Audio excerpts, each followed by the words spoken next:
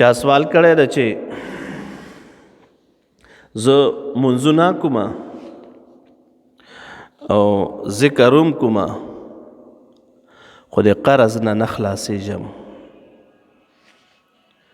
علماء کرام فرمای یو دل جناب نبی کریم صلی الله علیه وسلم مبارک له یو صحابي راغو او ورته وایي صاحب د مالی حالت نه ډېره پریشانۍ اظهار وکړو.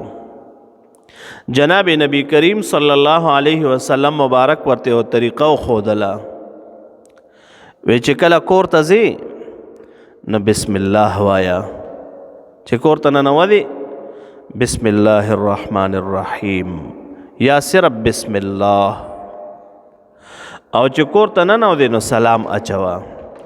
هر څوک چې کور کې وي، ښځه دې ناسته ده، مور دې ناسته ده، خور دې ناسته ده، بچی دې ناسته، رور دې ناسته، سلام اچوه. پلار دې ناسته، او چې لاړ شي نو سورت اخلاص یا ځان سره قل هو الله احد.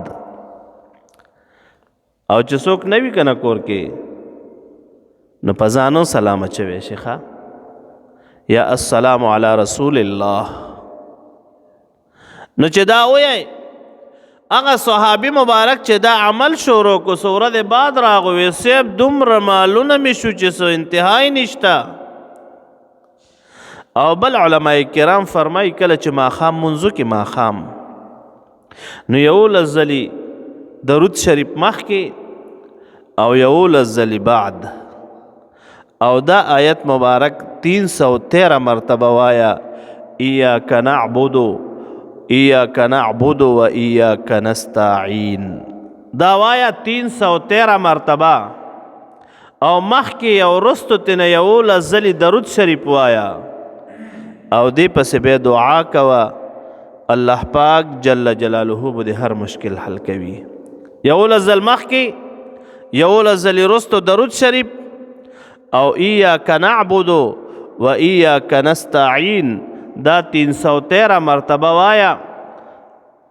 معنی څه ده؟ خدای پاک خالص خاص ګوره ستا عبادت کوم او خدای پاک خاص تانه امداد غواړم.